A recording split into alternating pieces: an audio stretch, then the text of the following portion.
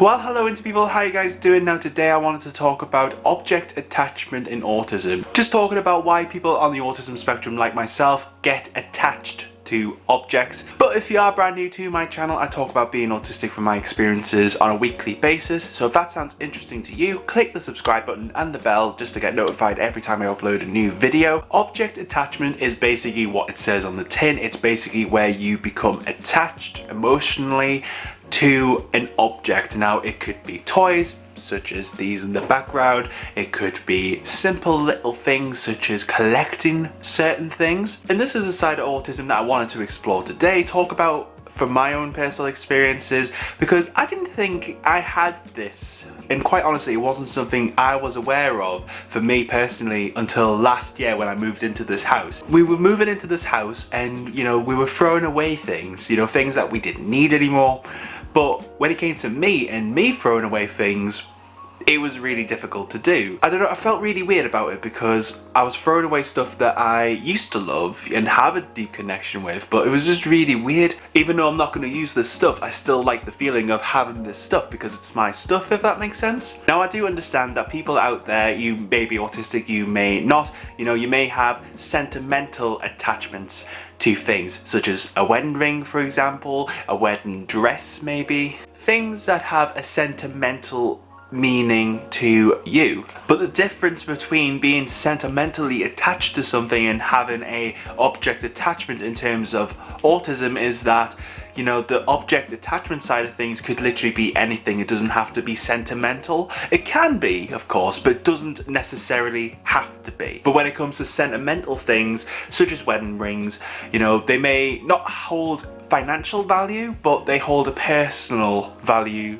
to you. But when it comes to autism and object attachment, it's the same sort of thing, but the types of objects may not necessarily translate to you as being sentimental or have any meaning, if that makes sense. Now, some of the things I have been attached to in the past: collecting stones off the beach, collecting pine cones. The other thing I was attached to, and I've still got them behind me in this unit, CDs and DVDs. Now, I don't really listen to CDs because I don't have a CD player in this house, and my fiance, we just watch films and TV shows off Netflix and things, so there's really no point keeping this stuff. But the CDs and DVDs, for me personally, have a sentimental place for me because it represented part of my life, a different time in my life, or I love the band, so I'm obviously gonna keep their stuff. The other things I've grown attached to are arcade or amusement prizes, mainly from 2p machines. If I go to Scarborough or places like that where they have arcades, you'll probably find me in there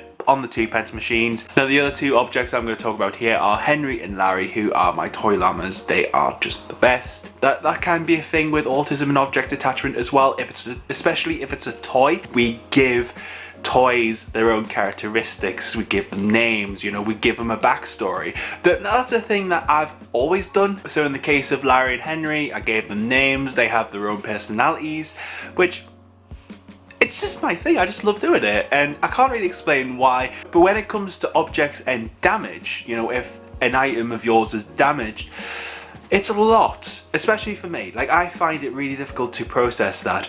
Just as an example, Larry, the rainbow llama, he had like stuffing holes, like when they fill up toys with stuffing, they obviously sew them up, but the holes where the stuffing would go through weren't actually sewn up, and there was like a bit of stuffing that came out of Larry. I immediately went into panic mode thinking, oh my god, Larry's damaged, what am I going to do? Nicola was nice enough to sew Larry up for me, but it was just the idea of Larry being damaged. The thing is, it felt really scary to me that I could have lost something that I really loved. But it's an inanimate object, it shouldn't really matter.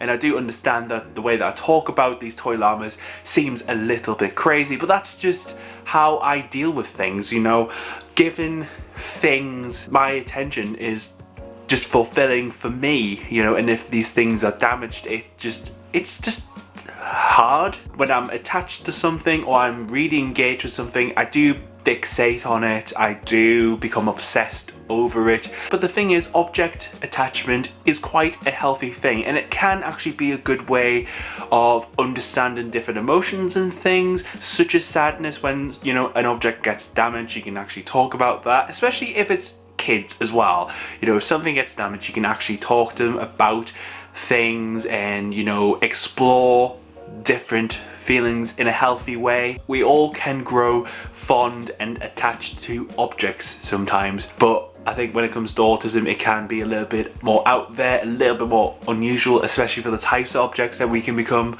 obsessed with and grow attachments to. But some of the objects that we can become attached to actually relate to autism special interests that autistic people have. And if you want to know a little bit more about that, I made a video about that recently. But thank you for watching this video. If you want to share your thoughts on this topic or want to share some light on the things that you've grown attached to over the years, let us know down below in the comments. If you enjoyed this video, make sure you leave a thumbs up for me, and if you want to share the video, that'd be great as well. But for now, stay you, stay indie. I hope you have a great day, and I hope to see you next time.